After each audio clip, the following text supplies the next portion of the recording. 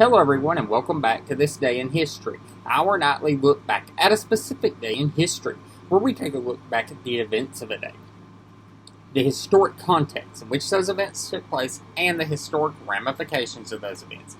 As always, if you have not yet, please hit the like button, the subscribe button, the bell notification icon to be alerted anytime I post new content, and tell a friend. And without any further ado, This Day in History, July 3rd, and on this day in 1775, George Washington takes command of the Continental Army. George Washington rode out in front of the American troops gathered at Cambridge Common in Massachusetts, and drew his sword, formally taking command of the Continental Army. Washington, a prominent Virginia planter and veteran of the French and Indian War, had been appointed Commander-in-Chief by the Continental Congress 2 weeks before.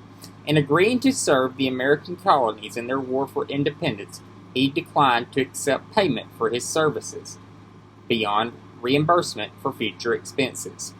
Despite his inexperience and poorly equipped army of civilian soldiers, Washington led an effective war of harassment against British forces in America, while encouraging the intervention of the French into the conflict on behalf of the colonists. On October 19, 1781, with the surrender of British General Lord Cornwallis at Yorktown, Virginia, Washington defeated one of the most powerful nations on earth. After the war, the victorious general retired to his estate at Mount Vernon, but in 1787 he heeded his nation's call and was unanimously elected the first president of the United States. The American Cincinnatus, George Washington, takes command of the Continental Army on this day in 1775.